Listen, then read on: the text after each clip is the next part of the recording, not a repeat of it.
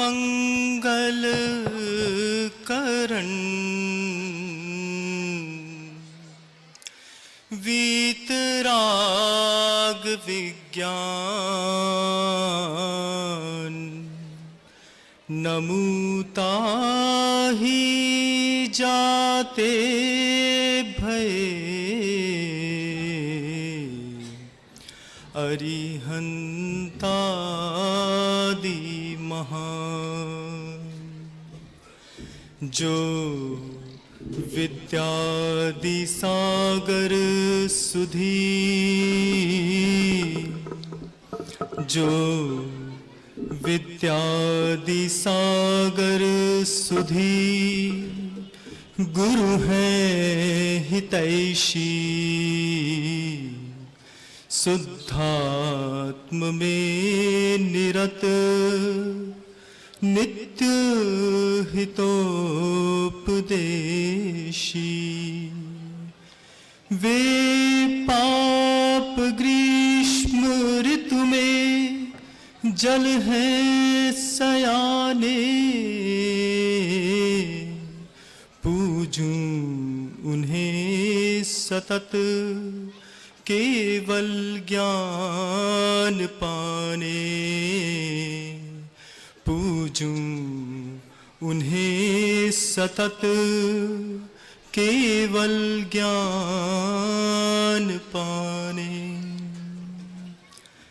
बोले परम पूज्य आचार्य भगवंत गुरुदेव विद्यासागर जी मुनि महाराज की, परम पूज्य श्रमण श्रेष्ठ निरापक श्रमण मुनिराज श्री समय सागर जी महाराज की, परम पूज्य मुनिराज श्री योग सागर जी महाराज की, समस्त मुनि संघ की।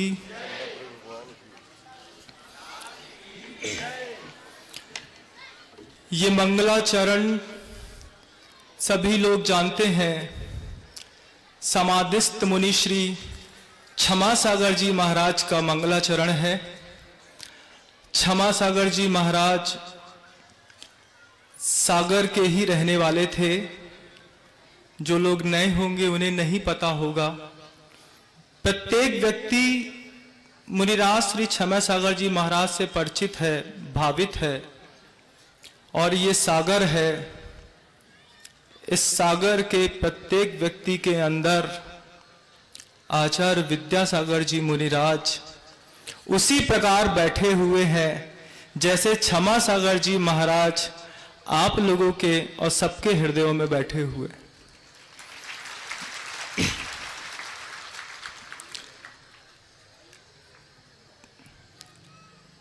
उनके गुरु का जीवन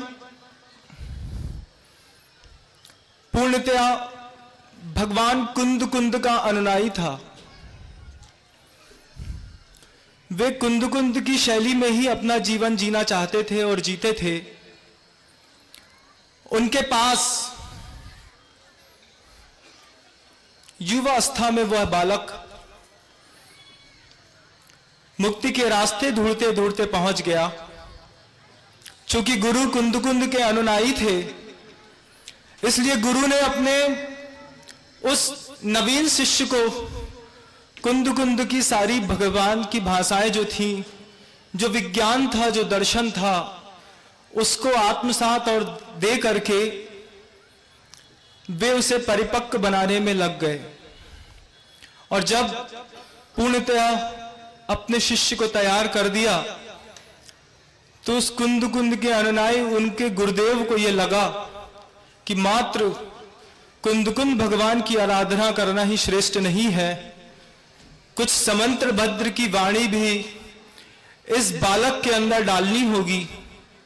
उनके तेज से भी इन्हें ओतप्रोत करना होगा।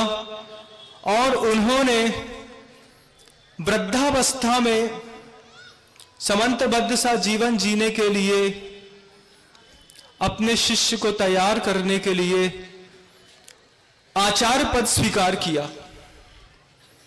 वे जानते थे कोई सहज बात नहीं है। उन्होंने समाधि और त्याग की उम्र में पद को ग्रहण करके और जिसको अपने पूरे कौशल के साथ पल्लवित और पोषित किया था, उनको कुंद कुंद का मर्म तो वो पहले ही दे चुके थे। समंदरबद्ध सा जीवन जीने के लिए उन्होंने जिस प्रकार अर्जुन को गांडीव दे दिया था, उसी प्रकार अपने उस शिष्य को उन्होंने आचार्य पद दे करके और आचार्य विद्यासागर जी महाराज के नाम से जगत पूज्य पद पर बैठाया। गुरुदेव ने कभी नहीं सोचा था कि मुझे यहां पर आना होगा, इस तरीके की सारी क्रियाओं में मुझे शामिल होना पड़ेगा।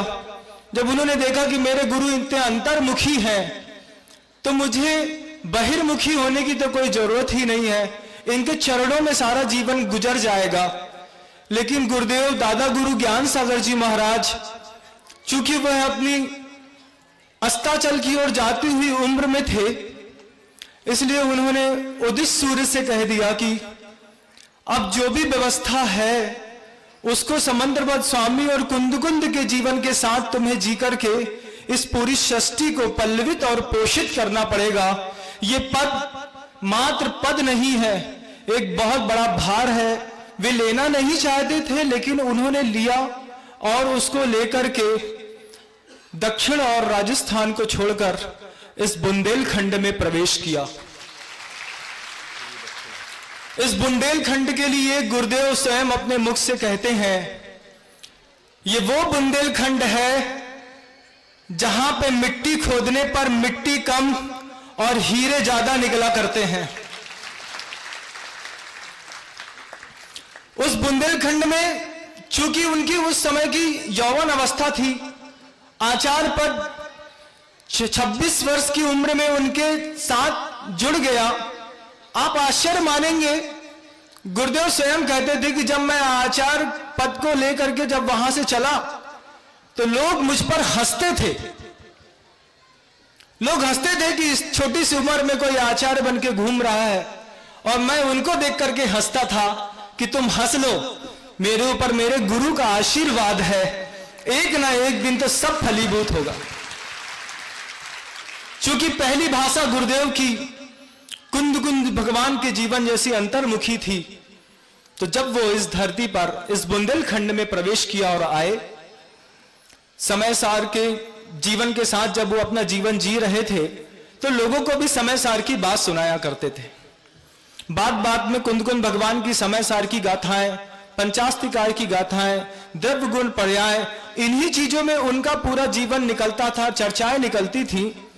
गुरुदेव देखते थे, वे समझते या सोचते भी होंगे कि भगवान कुंद स्वामी की इतनी मधुर और प्रिय वाणी को सुनने के लिए लोग कम आते हैं। क्या बात है, क्या जिनवाणी पसंद नहीं आती? आती तो है, लेकिन कम आती है। फिर किसी विद्वान से शायद उनकी मुलाकात हुई, या फिर उनकी विचार शैली ने एक नया आकार लिया। उन्होंने देखा कि पूरे बुंदेलखंड में हैजा फैला हुआ है। हैजा का मतलब, एपिडेमिक का मतलब महामारी हुआ करती है, जो प्रत्येक जीव के अंदर एक साथ पल्लवित होती है। उन्होंने देखा कि लोग रुग्ण हैं, उनकी जीवन शैली का स्तर कोई बहुत ज्यादा संपन्न नहीं है। दया तो है, लेकिन जीवन शैली संपन्न नहीं है, रुग्ण है। तो कोई व्यक्ति कहता है यहां समय सार की बात नहीं चलेगी, यहां गांव में हैजा फैला हुआ है, हैजा मिटाने की कोई दवाई हो तो बताओ। पहले वो दवाई चलेगी, क्योंकि बीमार व्यक्ति कभी धर्म ध्यान नहीं कर सकता। बीमार व्यक्ति अपनी शरीर से परेशान होकर के एकमात्र अपने रोग की सेवा कर सकता है, वह आत्मा की सेवा नहीं कर सकता। ये बात जिस दिन गुरुजी को समझ में आई, उनकी चिंतन शैली मुखर और प्रवीण हुई, और उन्होंने बीमार व्यक्तित्व को समृद्ध करके आध्यात्म की ओर प्रवेश कर सके, आत्मस्थ हो सके, आत्मा का ध्यान कर सके। इसलिए पहले कदम में एक स्थापना करी इस भाग्योदय तीर्थ की। उन्होंने अपनी जवानी से लेकर के आज तक अपने हर क्रियाओं को जो उनके सक्रिय सम्यक दर्शन को लेकर के है, उस हर क्रियाओं में किसी ना किसी का जबरदस्त विरोध सहा है। और विरोध अपने लिए नहीं सहा, अपनों के लिए सहा है, आपके लिए सहा। कभी भी कोई बात होती थी और आचार्य सिंह के नाम से कभी भी कोई पर्चा निकल जाना, कोई बात कह देना, कोई विद्वान को कह देना, गुरुदेव से पूछा कि गुरुदेव इतने बड़े बड़े काम करते हैं, कैसे धारणा बनाते हैं कि ये मुझे करना ही है। तो आचार्य सिंह ने बोहरी बंद में ये बात कही थी। वे कहते हैं कि एक बार निश्चय कर लिया पक्का कि ये काम करना है, जनहित के लिए जरूरी है, उसके बाद कितना भी विरोध हो, उस विरोध से मुझे कोई फर्क नहीं पड़ता, जो करना है तो करना है। और उसी जो मनुष्य की रुग्णता देखी, क्योंकि अहिंसा परमो धर्म का उनका जीवन है, तो जब देखा कि हिंसा शरीर में हो रही है तो भाग्योदय लगाया, भाग्योदय की स्थापना की। जब देखा कि सिर्फ मनुष्य या जीव की हिंसा ही हिंसा नहीं है, एक कला की हिंसा भी हिंसा हुआ करती है बंधुओं। जब देखा कि कला की हिंसा हो रही है पूरे भारतवर्ष में, तो उन्होंने प्रतिभा स्थली की भी स्थापना की। जब उन्होंने देखा कि संस्कृति रुग्ण होकर के गिरने को आतुर है, तो उन्होंने धर्मायतनों को सुरक्षित रखने के लिए ये बड़े बड़े जिनालयों की स्थापना की, जो उनके अंतर्मुखी जीवन से बाहर उठकर के कोई ये सब किए कदम थे। और अभी कुछ दिन पहले एक और संत का प्रवास, जो उत्तर की ओर और अयोध्या इत्यादि में रहते थे, जिनका भी आना हुआ था। पूरी दुनिया में ये चर्चा का विषय बना था कि वो उनसे मिलने के लिए आए हैं। उन्होंने जब कुंडलपुर के बड़े बाबा का मंदिर देखा, तो उनके शब्द थे, वे कहते थे कि मुझे आज तक गुरुदेव की कल्पना और पुरुषार्थ से अपरिचित रखा गया है। वो कह रहे हैं, आज भी कह रहे हैं, वो भाग्योदय तीर्थ का भी उनमें आना हुआ, कुंडलपुर जाना हुआ, प्रतिभा स्थली उनके प्रवास से अछूती रह गई। उस बात का उनके हृदय में बहुत ज्यादा मलाल है कि मैं गुरुदेव की एक साकार और सक्रिय कल्पना प्रतिभा स्थली को नहीं देख पाया। आप जान रहे होंगे मैं किनके बारे में बात कर रहा हूं। और बता दें कि ये भाग्योदय तीर्थ में जो प्रवास हुआ, ये 400 करोड़ के 500 करोड़ के जो मंदिर दिख रहे हैं, उन्हीं के द्वारा पल्लवित और पोषित एक और आचार्य महाराज का भी यहाँ पे आगमन हुआ। वो शायद यहां भी होकर के गए हैं। उन्होंने कहा है कि बस समय आने वाला है, गुरुदेव की बनाई हुई चीजें ही सृष्टि पर दिखाई होंगी जैन धर्म की स्थापना के लिए, बाकी सब कुछ मिट चुका होगा। उनका अंतर्मुखी जीवन कैसा था, उसके बारे में मैं आपको एक उदाहरण जरूर देना चाहूंगा। समय बहुत अपनी तेज गति से चलता है, शब्द और भावनाएं बहुत हैं। बात है गोटे गांव पंच कल्याणक की, गुरुदेव की सन्निधि में हो रहा था। सन 83 की बात है शायद। वहां पर एक विद्वान का आना हुआ, और जैसा कि आप लोग आज भी देखते हैं कि गुरुदेव के कमरे के सामने भीड़ रहती है, भीड़ को लोग भगाते रहते हैं, वॉलेंटियर्स खड़े रहते हैं, पुलिस वाले खड़े रहते हैं, जो आपको कभी गुरुदेव के पास आने नहीं देते। तो उस समय भी उनके अंतर्मुखी जीवन को देखने के लिए एक व्यक्ति करीब 12 बजे के आसपास गुरुदेव के दर्शन करने के लिए पहुंच गया। जैसे ही वो व्यक्ति कमरे में प्रवेश करना चाहा, तो बाहर खड़े किसी ब्रह्मचारी ने उनको भगाने की कोशिश की कि अभी आप जाएं, गुरुदेव का समय हो गया है, गुरुदेव सामायिक कर रहे हैं। तो वो व्यक्ति बोलता है कि मुझे गुरुदेव के अभी दर्शन करने हैं। तो उसने कहा कि आपको बोला ना कि गुरुदेव की सामायिक का समय हो गया है, आप यहां से चले जाएं, अब 1:30 बजे के बाद आइएगा। तो वो कहते हैं कि सुनो, मैंने दुनिया में बड़ी बड़ी सभाएं करी हैं, मैंने बड़े बड़े प्रवचन दिए हैं, बड़े बड़े आचार्यों की सन्निधि में मैं बरसों रहा हूं, उनकी सामायिक देखी है, सब कुछ किया है, मैं गुरुदेव की सामायिक देखना चाहता हूं। तो जब इस तरीके से उन्होंने संवाद किया, तो वो जो सामने ब्रह्मचारी जी खड़े थे वो एकदम अचानक भौचक्के से रह गए कि ये व्यक्ति कोई सामान्य व्यक्ति नहीं है, कोई विशेष है, क्योंकि उनकी शैली बहुत शांत लेकिन आवाज में बड़ा तेज है। तो उनसे पूछा कि आप अभी ही गुरुदेव को क्यों देखना चाहते हैं? तो वो कहते हैं कि सुनो, वो जो आचार्य शांति सागर जी महाराज है ना, मैं उनकी सन्निधि में बरसों रहा हूं। मैंने उनके ऊपर पूरी एक कहानी, एक किताब लिखी है जिसका नाम है चारित्र चक्रवर्ती। क्या अब आप जान रहे हैं वो विद्वान कौन थे? वो विद्वान थे पंडित सुमेरु चंद जी दिवाकर, सिवनी के रहने वाले। वो उस समय गोटेगांव पंचकणक में उनका आना हुआ। वो गुरुदेव के सामने जाने पर वो कहते हैं कि मुझे उन आचार्य की वो मुद्रा देखनी है जो मुद्रा मोक्ष प्रदान करती है।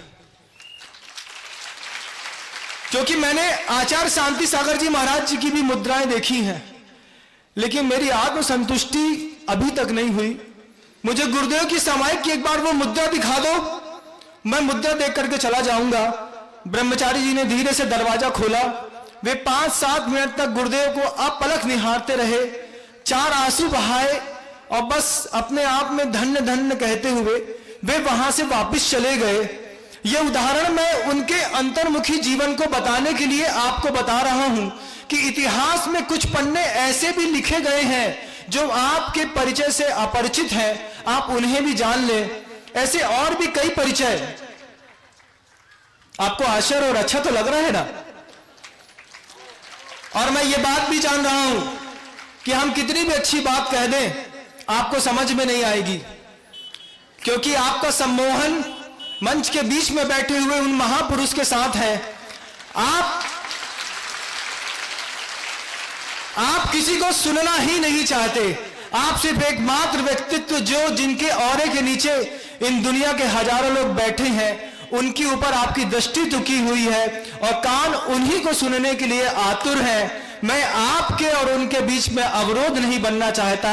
समय की अपनी सीमा के साथ पूज्य गुरुदेव जो जन जन के आराध्य हैं, सर्वज्ञ के लघुनंदन है, आराधकों में भी आराधक, संतों में भी संत है, उनसे आप सबकी तरफ से निवेदन करता हूं कि भगवान इन पिपासुओं को अपनी अमृतमय वाणी से कृतार्थ करें। परम पूज्य आचार्य भगवंत गुरुदेव विद्यासागर जी ऋषिराज की जय हो।